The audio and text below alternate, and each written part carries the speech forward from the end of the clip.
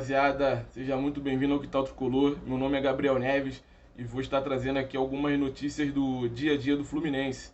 Também vou, no final do vídeo, gerar uma curiosidade em vocês e vou querer saber a opinião de todo mundo que está assistindo o vídeo para a gente poder trocar ideia, porque surgiu um fato curioso nas redes sociais e eu acho muito importante a gente trazer esse debate aqui para o canal para ver como é que a galera vai reagir, porque é uma notícia que com alguns comentários me causou uma certa curiosidade sobre a opinião geral da torcida, né? A primeira notícia que eu quero trazer para vocês é que o Fluminense conseguiu a liberação de Metinho e João Neto junto ao tribunal, né, para que eles possam comparecer e estar em campo na final do jogo da Supercopa do Brasil contra o São Paulo.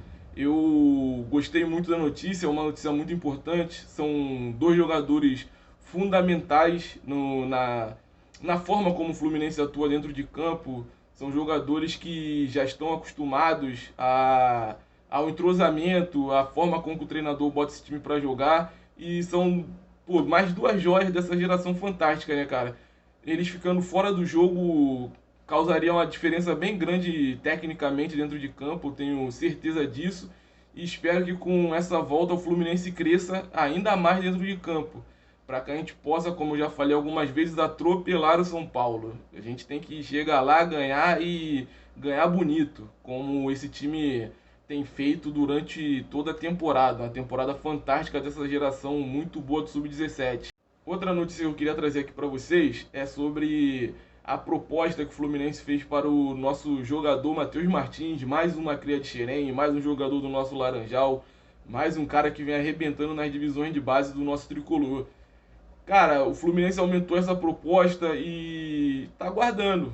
Tem que aguardar o staff do jogador, os empresários, os familiares lá verem a proposta, estudarem direitinho, para quem sabe mais à frente tá se concretizando essa renovação. O Fluminense tem sofrido bastante com renovação de contrato de jogadores da base. Teve também a questão do Dodge, do Evanilson, que já estava no profissional. E o Fluminense tem que dar um jeito, cara. Tem que fazer uma força-tarefa lá na diretoria. Eles têm que arrumar algum jeito, algum mecanismo. Tem que ter criatividade, cara. O clube que deve, ele não pode errar muito. E já que ele não pode errar muito, ele tem que ser criativo para reduzir a margem de erro dele. Quando a gente escuta que o Fluminense está sondando o Chico, traz um zagueiro do Náutico que nem lá era realidade ainda, e escuta que a gente está perdendo o jogador da nossa base, que poderia render fruto pro Fluminense, e ainda tem a questão do Caio Paulista, que também estão estudando se renova com o cara.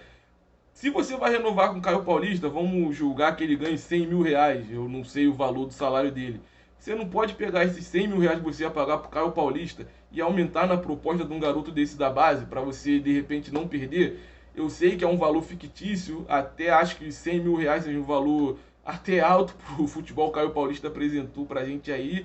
Mas, cara, o Fluminense tem que se reinventar, cara. O Fluminense tem que dar um jeito pra gente não continuar sofrendo com essas percas, cara. O Fluminense não pode mais ficar perdendo jogador que poderia render fruto dentro e fora de campo pra gente. O Fluminense tem que correr atrás, a diretoria tem que sentar, conversar e trazer uma solução definitiva, porque continuar perdendo o jogador do jeito que a gente perde, com a situação financeira que o Fluminense já sofre, a gente vai continuar, vendo essa bola de neve se repetir, se repetir, se repetir, e a gente não vislumbra um fim, porque toda hora isso acontece.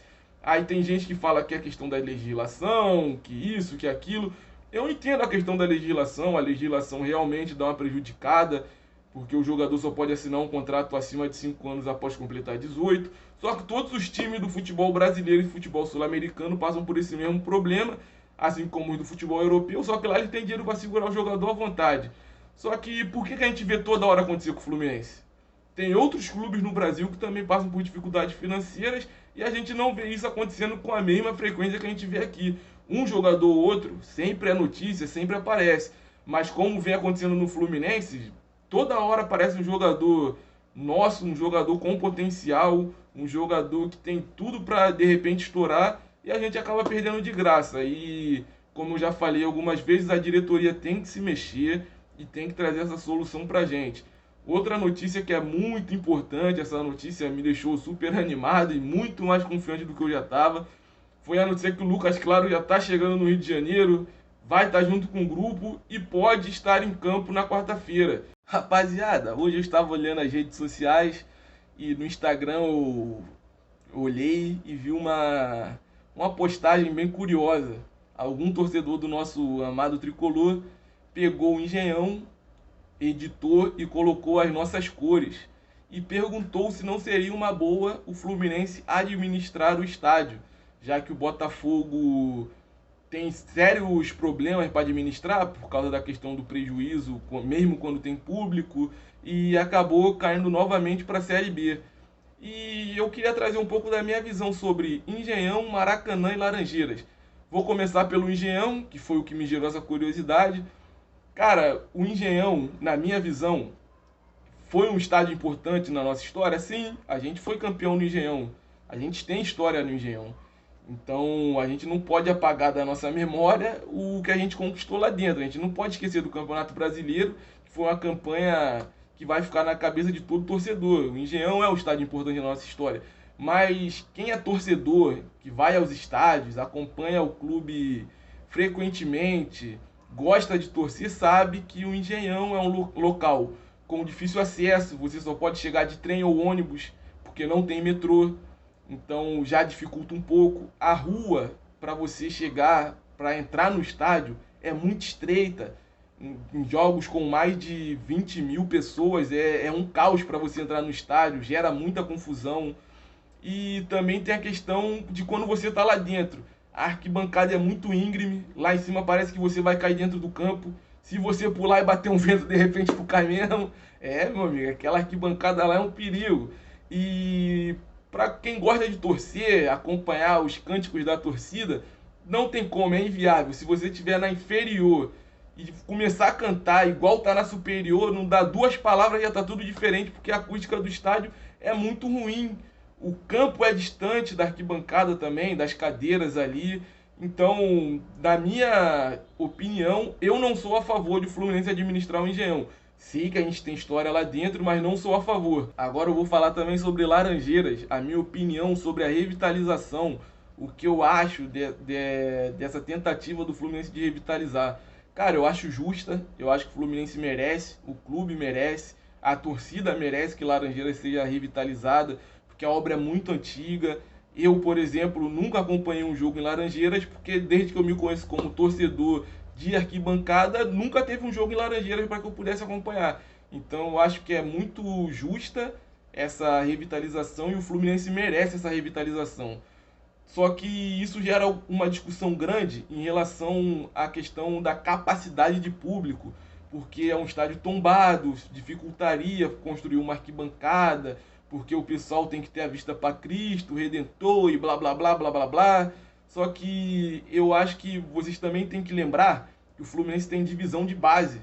A gente muitas vezes tem que mandar jogos dos garotos da nossa base ou das meninas do futebol de base também em outros estádios, porque Laranjeiras não tem iluminação e dificulta alguns jogos que acabariam à noite. Então, eu acho justa essa revitalização.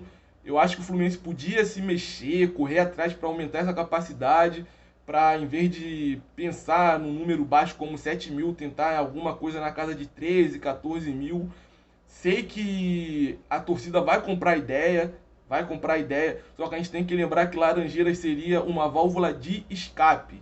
A gente não mandaria jogos importantes em Laranjeiras, a gente jogaria em Laranjeiras jogos que com certeza trariam prejuízo para o nosso bolso, jogando em Maracanã ou tendo que alugar estádio. Recentemente teve a parada do Maracanã por causa da Copa Libertadores. A gente teve que mandar jogo em São Januário e no Engenhão, porque a gente não podia jogar no Maracanã e a gente não tinha Laranjeiras como uma possível casa para o Fluminense poder jogar.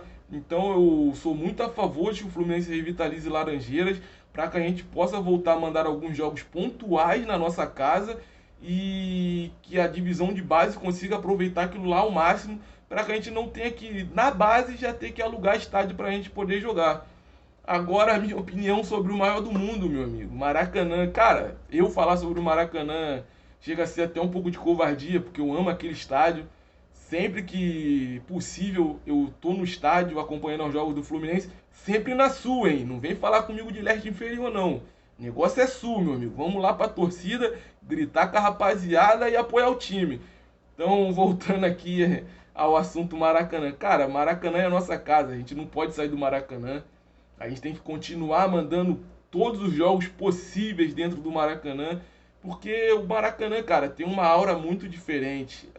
Os jogos, quando o Fluminense está jogando no Maracanã, tem uma atmosfera totalmente diferente de qualquer estádio que eu já tenha ido assistir jogo do Fluminense. O Maracanã traz uma emoção grande pro espetáculo por causa da questão da acústica. Você cantando dentro do Maracanã, todo mundo consegue cantar no mesmo ritmo, todo mundo consegue se entender ali na hora de torcer. O acesso ao Maracanã é muito bom, a gente tem ônibus, metrô, trem, que são os transportes aqui do nosso estado, e todo mundo consegue chegar no Maracanã, não fica longe para muita gente. Eu sei que o pessoal da Baixada e Zona Oeste sofre um pouco com essa questão do Maracanã, só que é mais viável jogar no Maracanã, mesmo sendo um pouco mais distante, por causa de toda a questão, toda a atmosfera, toda a organização do Maracanã. As ruas são bem largas para você conseguir adentrar o estádio. É muito difícil você ver uma confusão na hora de entrar no Maracanã. Eventualmente um jogo ou outro, onde a torcida comparece em maior número, tem um pouco de dificuldade, mas é só você chegar um pouco mais cedo que não tem problema. Então, a minha opinião sobre esses três assuntos é esse. Espero que você curta, compartilhe, comente, se inscreva no canal, deixe a sua opinião. Sua opinião é muito importante, eu vou ficar muito feliz de saber o que você acha sobre esse tema. E o céu é o limite Fluminense, meu amigo. Tamo junto, curte, compartilha, comente, se inscreve no canal. Instagram Quintal Tricolor. Abraço!